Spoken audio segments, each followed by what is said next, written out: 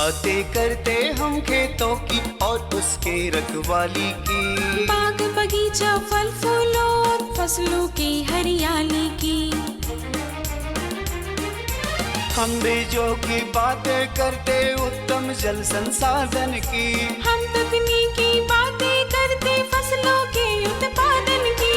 हर किसान का सपना सच हो जीवन सुखद बनाने को, गाँव-गाँव के हर आंगन का प्यारा सा ये दर्शन।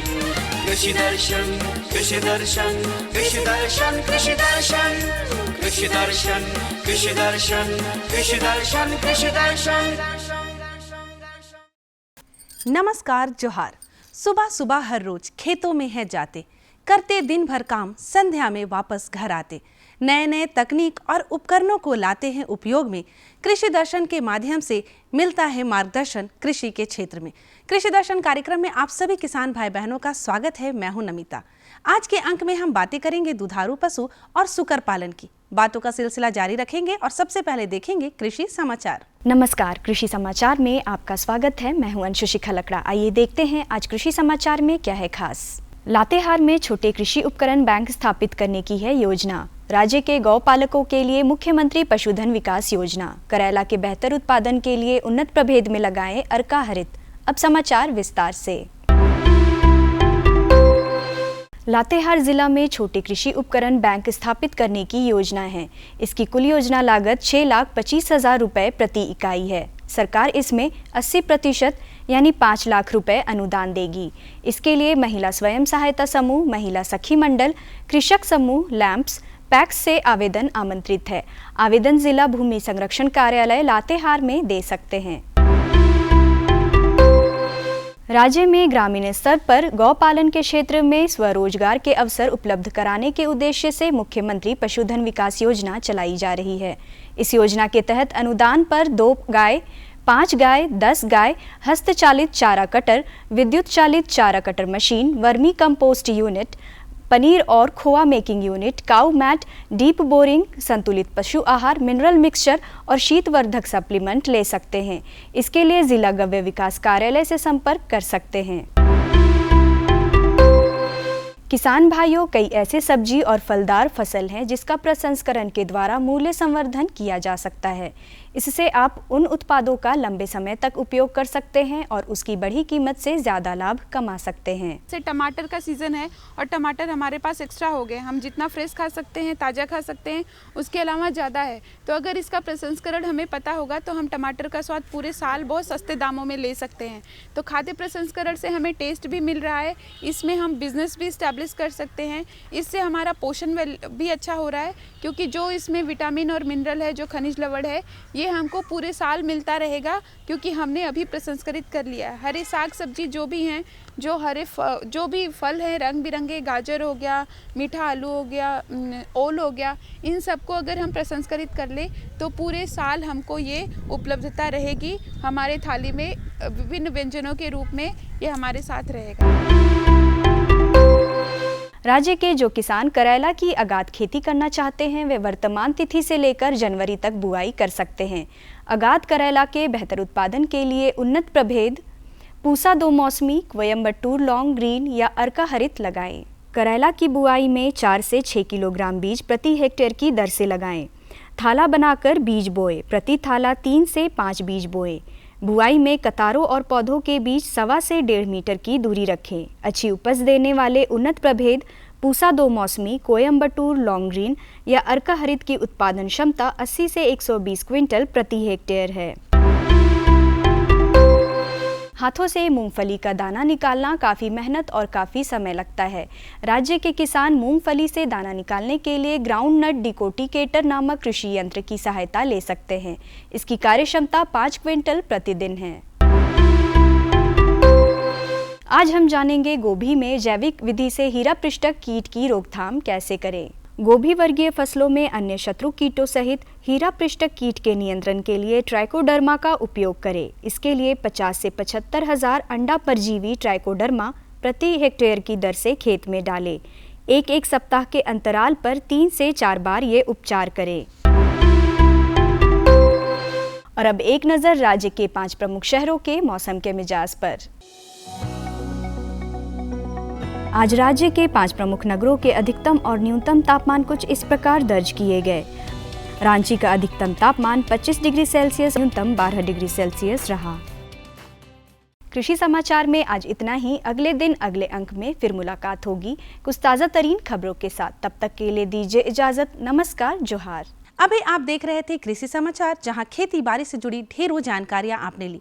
मंडी का भाव, मौसम का मिजाज, नीति, तकनीक, उपकरण के बारे में जाना और भी बहुत सारी बातें करेंगे, लेकिन उससे पहले लेते हैं ये छोटा सा विराम। भारत सरकार का हर प्रयास किसानों को दे रहा है एक नई आस। देश के किसानों की खुशहाली और उन्हें आत्मनिर्भर बनाने के लिए भारत सरकार समर्पित है। प्रधानमंत्री श्री नरेंद्र मोदी जी के नेतृत्व में कृषि क्षेत्र में किए गए निरंतर प्रयासों के फलस्वरूप देश खाद्यान्न व बागवानी के क्षेत्र में आत्मनिर्भर हो चुका है और देश में दलहन का उत्पादन भी बढ़ा है। इसी तरह भारत सरकार ने खाद्य तेलों के उत्पादन को बढ़ाने के भी अनेक प्रयास किए हैं। इसी क्रम को आगे बढ़ाते हुए माननीय प्रधानमंत्री श्री नरेंद्र मोदी जी के नेतृत्व में भारत सरकार ने दूरदर्शी निर्णय लेते हुए राष्ट्रीय खाद्य तेल मिशन ऑयल पाम की शुरुआत की है। इस मिशन से देश भर के किसानों को बहुत लाभ मिलेगा। कृषि के पूंजी निवेश में वृद्धि होगी, खाद्य तेल आयात पर देश की निर्भरता कम होगी और रोजगार के नए अवसर पैदा होंगे। खाने के तेल में आत्मनिर्भरता के लिए अब राष्ट्रीय खाद्य तेल मिशन ऑयल पाम का संकल्प लिया गया है। इससे किसानों को तो सीधा लाभ होगा ही, गरीब और मध्यम वर्ग के परिवारों को सस्ता और अच्छी क्वालिटी का तेल भी मिलेगा। यही नहीं, ये मिशन बड़े स्तर पर रोजगार का निर्माण करेगा। इस मिशन के अंतर्गत ऑयल पाम का रकबा और पैदावार बढ़ाने पर जोर देने के लिए सरकार ने 11,000 करोड़ रुपए से अधिक की सहायता राशि निर्धारित की है। मिशन के तहत सरकार ने ऑयल पाम की खेती के लिए रोपण आदि की सहायता में बढ़ोतरी करते हुए पहले मिलने वाले 12,000 रुपए प्रति हेक्टेयर को बढ़ाकर 29,000 रुपए प्रति हेक्टेयर तक कर दिया है। ऑयल पाम के पुराने बागों के पुनरुद्धार के लिए 250 रुपए प्रति पौधा के हिसाब से विशेष सहायता दी जा रही है। पौधारोपण सामग्री की कमी दूर करने और बीजों की पैदावार करने वाले बागों को भी सहायता दी जाएगी। इसके तहत 15 हेक्टेयर ऑयल पाम उद्यान के लिए 80 लाख रुपए तक की सहायता राशि दी जाएगी। इसके अलावा नर्सरी विकास के लिए 40 लाख रुपए तक तय किए गए हैं। पूर्वोत्तर और अंडमान राज्यों के लिए विशेष सहायता का भी प्रावधान है। ऑयल पाम के किसान ताजे फलों के गुच्छे यानी FFB का उत्पादन करते हैं, जिनकी वर्तमान में कीमतें अंतर्राष्ट्रीय मूल्यों में उतार चढ़ाव के आधार पर तय होती हैं। पहली बार केंद्र सरकार ताजे फलों के गुच्छे की कीमत के लिए किसानों को आश्वासन दे रही है। ये व्यवहार्यता मूल्य यानी VP कहलाएगा, यानी किसानों को कोई घाटा नहीं होने दिया जाएगा। व्यवहार्यता मूल्य VP तय करने की शुरुआत 1 नवंबर से होगी और अगले वर्ष 31 अक्टूबर तक जारी रहेगी। इसे ऑयल पाम वर्ष कहा जाएगा। इस योजना के तहत वर्ष 2025-26 तक ऑयल पाम का रकबा 6.5 लाख हेक्टेयर सृजित करने और कच्चे ऑयल पाम की पैदावार वर्ष 2025-26 तक 11.20 लाख टन पहुंचाने का लक्ष्य निर्धारित किया गया है। सरकार के इस महत्वपूर्ण निर्णय से देश में ऑयल पाम की खेती करने वाले किसानों में विश्वास पैदा होगा और वे खेती का रकबा बढ़ाएंगे।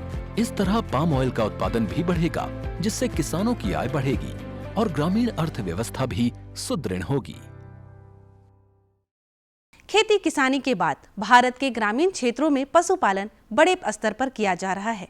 ग्रामीण क्षेत्र के किसान बकरी पालन, गाय पालन, भैंस पालन बहुत जोरों शोरों से कर रहे हैं, लेकिन सुकर पालन में हो रहे मुनाफे को देखते हुए हमारे किसान भाई बहनों का रुझाव सुकर पालन की ओर जा रहा है। तो आज का ये अंक आप सभी के लिए खास है जो सुकर पालन कर रहे हैं या करना चाहते हैं। तो लाभदायक सुकर पालन करने के लिए किन किन बातों का देना है आपको खास ध्यान, आइए देखते हैं। झारखंड एक ऐसा प्रदेश है जहां सूकर पालन आज एक व्यावसायिक रूप लेता जा रहा है। चूँकि इस क्षेत्र में सूकर के मांस की बहुत अधिक मांग है, इसलिए यहाँ के ज़्यादातर पशुपालक इस व्यवसाय से जुड़ रहे हैं और उससे अच्छी आमदनी प्राप्त कर रहे हैं। यदि पशुपालक भाई सूकर पालन के क्षेत्र में वैज्ञानिक दृष्टिकोण अपनाएं तो वे अपनी आमदनी में और भी अधिक वृद्धि कर सकते हैं। सूकर पालन के व्यवसाय में सबसे पहले नस्ल के चुनाव पर ध्यान देने की ज़रूरत होती है। झारखंड प्रदेश के लिए झारसुक नस्ल काफ़ी अच्छी मानी जाती है। इसकी प्रजनन क्षमता तो अधिक होती ही है, साथ ही साथ इनकी वृद्धि दर भी और नस्लों की तुलना में अधिक होती है। तो डॉक्टर साहब, सबसे पहले ये सवाल उठता है कि झारखंड में बड़े पैमाने पर सूकर पालन किया जा रहा है, ऐसे में कौन कौन सी वो बातें हैं जिनका कृषक जो है, हमारे किसान भाई बहन ध्यान दें? जी हाँ किसान भाइयों, पहले जैसे सूकर पालन एक व्यवसायीकरण का रूप नहीं लिया था, पर आजकल के दिनों में ये सूकर पालन काफ़ी एक अच्छा व्यवसाय का रूप ले लिया है। जैसे आप जानते होंगे सभी किसान भाई, अधिकतर अभी भी हमारे देश में कहें तो देसी जो नस्लें हैं उनकी भरमार है, और देसी नस्लों में किसान भाइयों को जितना मुनाफा होना चाहिए उतना नहीं हो पाता है। इसी कारण हर राज्यों के जो शोध संस्थान है, जो ये पशुपालन में जो शोध कर रहे हैं, उन सबों ने उस क्षेत्र के उपयुक्त, उस क्षेत्र की जो विशेषता है उसके अनुसार में कुछ नस्लें विकसित की गई हैं। उसी का एक कड़ी में झारखंड के किसानों तथा झारखंड के आसपास के राज्यों के किसानों के लिए झारसुक के, जो पहले TND के नाम से जाना जाता था, ये नस्ल विकसित किया गया है। ये किसान भाइयों, ये नस्ल यहाँ के एक जो संकर नस्ल है, यहाँ के वातावरण में और यहाँ का जो बाजार की मांग है उसके अनुसार में सबसे उपयुक्त मानी जाती है। जैसा कि आप जानते हैं, यहाँ के लोगों के बीच में काले रंग के सुकरों की अधिक मांग होती है। इसी कारण झारसुक का भी रंग, जो ये शोध चला उस समय ये ध्यान में रखा गया कि इसका रंग काला ही रहे, और साथ साथ में जो शरीर वृद्धि दर है ये बाकी की तुलना पे कम न रहे। तो आप देखेंगे झारसुक का जो रंग है बिल्कुल देसी नस्ल के जैसा मिलता जुलता रहता है। बच्चे देने की क्षमता विदेशी नस्लों में या विदेशी संकर नस्लों के जैसे सुकरों के आसपास रहता है। इनके जो बच्चे देने की क्षमता है ये 8 से 12 बच्चे प्रति बयान के आसपास जाते हैं, और वृद्धि दर भी बहुत अच्छा रहता है। तो ये हम लास्टली ये सलाह देंगे आपको कि यहाँ पे अगर सुकर पालन के लिए जा रहे हैं तो झारखंड के बाज़ार के अनुसार में आप झारसुक नस्ल आपके लिए सबसे उपयुक्त नस्ल होता है। ऐसे सुकरों को पालने के लिए तथा उनकी अच्छी बढ़वार के लिए उनकी आवास व्यवस्था पर खास ध्यान देने की ज़रूरत होती है। सुकर पालकों को सबसे पहले ये ध्यान देना चाहिए कि उनके कमरे के फर्श पक्के हों। इसके अलावा आवास में हवा का प्रवेश बना रहे। इतना ही नहीं, उनके फर्श सूखे हों तथा आसपास जल जमाव न हो। गर्भवती सुकरी के लिए प्रसूति गृह का निर्माण करना बेहतर होता है। किसान भाइयों, नस्ल की चुनाव एक बार जब आप कर लेते हैं तो इसके बाद आपका विशेष ध्यान जाना चाहिए उन सबों के रख रखाव पर। तो रख रखाव में अगर आप देखे होंगे कि अधिकतर हम लोग किसान भाई घर में इनके आवास व्यवस्था पर बिल्कुल ध्यान नहीं देते थे, क्योंकि देसी नस्ल करते थे, उनकी वृद्धि भी नहीं रहती थी, उनसे मुनाफा भी उतनी नहीं आती थी, तो लोग आवास व्यवस्था पे बिल्कुल खर्च नहीं करते थे। पर अगर आपको इस तरह के उन्नत किस्म के, इन उन्नत नस्ल के सुकरों का व्यवसाय के रूप में आपको पालन करना है तो थोड़ी आवास व्यवस्था में भी ध्यान देना जरूरी होता है। आवास अगर हो सकता है कि आप कर सकें तो निश्चित तौर पे जो फ्लोर है, जो फर्श है, उसको पक्का करें तो ज़्यादा अच्छा होता है। और आवास जब भी रखें कोशिश ये रखना है कि उनका आवास हवादार रहे, सूखा रहे, आसपास पानी का जमाव न हो पाए। इस तरह के चीज़ों का विशेष ध्यान रखें। आवास प्रबंधन के अलावा सुकरों की अच्छी बढ़वार के लिए छोटी छोटी बातों पर ध्यान देना अति आवश्यक है। जब सुकरी बच्चे देती है तो उसे संतुलित और सुपाच्य भोजन देना चाहिए। मौसम के अनुसार कमरे के तापमान पर ध्यान देना चाहिए। कमजोर बच्चों को खुद से ध्यान देकर दूध पिलाने की ज़रूरत है। 1 सप्ताह के बच्चों को बाहरी भोजन देने की व्यवस्था करनी चाहिए। जैसे जैसे आप सुकरियाँ बच्चा देने के बाद सुकरियों को आप एक संतुलित आहार दें और सुपाच्य आहार दें। मौसम के अनुसार वहाँ के जो कमरे का तापमान है उसका भी ध्यान रखें। इससे बच्चों की मृत्यु दर तो घटती ही है, साथ साथ सुकरियाँ भी आरामदायक स्थिति में रहते हैं। तो उनकी जो आफ्टर पास्चुरेशन, आफ्टर जो ये पे है बच्चे फैरोइंग के बाद में जितना जल्दी सुकरियाँ वापस आ जाएंगी अपने दिनचर्या में तो उतना आपके लिए अच्छा होगा। उसी दौरान पे आप जो बच्चे जैसे देखे होंगे कि कोई जो कमज़ोर बच्चा होता है वह दूध नहीं पी पाते हैं, तो उन सबों को भी थोड़ा सा सहायता करके आप दूध पिलाएंगे तो सभी बच्चे जो जितने छौने होते हैं सब समान रूप से बढ़ेंगे। आप एक बात और ध्यान रखेंगे, जैसे कुछ दिनों के बाद में करीब 1 सप्ताह के बाद में बच्चे को आप बाहरी खाना जो एक्सटर्नल फीड जो है ना, बैलेंस डाइट आप दे सकते हैं, जिसको हम लोग क्रीप राशन के रूप में कहते हैं। सुकरों के विकास में भोजन की महत्वपूर्ण भूमिका होती है। अतः इनके पोषण पर खास ध्यान देने की ज़रूरत है। सूकरों के बच्चे जब 7 से 10 दिन के हो जाएं, तब उन्हें क्रीप आहार देने की ज़रूरत है। जब ये बच्चे 10 से 15 दिन के हो जाएं, तो स्टार्टर या ग्रोवर राशन शुरू किया जा सकता है। जब यही बच्चे 30 से 35 किलोग्राम के हो जाएं, तो फिनिशर राशन शुरू किया जा सकता है। इसके अलावा आप पोषण के संबंधित भी ध्यान जरूर रखें। पोषण के बिना आपकी जो देखरेख है या नस्ल का चुनाव है, तब भी आपको उतना फ़ायदा नहीं मिल पाएगा जितना आपको चाहिए। अगर आप पोषण संतुलित आहार का समुचित उपयोग या समुचित व्यवस्था करते हैं, तो नस्ल के अनुसार आपको बहुत ही अच्छा शारीरिक वृद्धि मिलेगा, जिससे आपको फ़ायदा भी होगा। तो शुरुआत में किसान भाइयों, जैसे हम कह रहे हैं कि जो 7 से 10 दिन के बाद में आप शुरुआत करें क्रीप राशन का, जिसमें प्रोटीन की मात्रा अधिक रखी जाती है। इसमें प्रोटीन की मात्रा करीब 18% के आसपास रहता है। जैसे ही ये 10-15 kg के आसपास के हो जाते हैं, तो वहाँ पर आप इनको स्टार्टर राशन पे ले आइए या ग्रोअर राशन में भी सीधे ले सकते हैं। उन सबों में हम थोड़ी प्रोटीन की मात्रा को घटा सकते हैं। प्रोटीन की मात्रा यहाँ पर 16% रख सकते हैं। जैसे जो दलहनी चीज़ें या फिश मील वगैरह का प्रयोग करते हैं, आप उसको थोड़ा सा कम कर सकते हैं। जब आपके सूकरे 30 से 35 kg आने लगें, तो वहाँ से आप फिनिशर राशन आप शुरू कर सकते हैं। और ये फिनिशर राशन जब तक आप बाज़ार में नहीं जाते बेचते हैं, तब तक आप इसको शुरुआत कर सकते हैं। फिनिशर राशन में आप जो प्रोटीन पाए जाने वाले पदार्थों की मात्रा को, आप उसकी जो परसेंटेज है उसको आप घटा सकते हैं और ऊर्जा वाले पदार्थों को थोड़ा बढ़ा सकते हैं। इन सब के अलावा सूकरों को रोग एवं संक्रमण से दूर रखने के लिए उनके आवास की अच्छे से सफाई करनी चाहिए तथा समय समय पर उनका टीकाकरण कराना चाहिए। इसमें अगर आप देखें तो थोड़ा जो ये स्वास्थ्य प्रबंधन होता है, उस पर भी आपको ध्यान देना जरूरी होता है। आप अपने फार्म को जितना साफ़ सुथरा रख सकें, आसपास गंदगियों से बचाव करके रखें। रोज़ाना आसपास में अगर कीटनाशक दवाओं का जो समुचित कीटनाशक दवाएं हैं, उन सबों का छिड़काव करते रहें समय समय पर। तो आपके जो फार्म में सूकरे पल रहे हैं, उन पर रोग व्याधि थोड़ी कम आने की संभावना होती है। इसके अलावा कुछ बीमारियाँ जो संक्रामक बीमारी हैं, जैसे स्वाइन फीवर, खुरा चपका, पिगलेट एनीमिया या चर्म रोग, परजीवी जनित रोग जो कृमि जनित रोग होते हैं, इन सबों से भी आपको ध्यान रखने की ज़रूरत होती है। तो स्वाइन फीवर का टीकाकरण आप स्वाइन फीवर और खुरा चपका का टीकाकरण आप निश्चित तौर पे कराएं। जैसे इनके टीकाकरण आप 1.5 से 2 महीने के शुरुआत में उम्र में पहला टीका कर सकते हैं। इसके बाद आप चाहें तो 30 से 35 दिनों के बाद उसकी बूस्टर डोज करें और फिर उसके बाद आप इसको 6-6 महीना में निश्चित तौर पे इसका 6-6 महीना के अंतराल में रिपीट करते रहें। तो आप ये दोनों जो संक्रामक बीमारी जिससे बहुत अधिक मृत्यु दर होती है, उन सबों को आप कम कर सकते हैं। कृमि जनित जो परजीवी जनित है, खास जो आंतरिक परजीवी कृमि, जो आंतरिक कृमि के नाम से हम जानते हैं, उन सबों को बचाव के लिए प्रत्येक 3 से 4 महीने में आप कृमिनाशक दवा देते रहें। तो आप जो आंतरिक परजीवी है उनसे भी अपने पशुओं का बचाव कर सकते हैं और जो वृद्धि दर है उसको भी आप अधिक पा सकते हैं। इस तरह से कुछ बातों पर ध्यान देकर सूकर पालक भाई सूकरों की बढ़वार में वृद्धि कर सकते हैं, उनकी मृत्यु दर घटा सकते हैं और उनसे अच्छा मुनाफा कमा सकते हैं।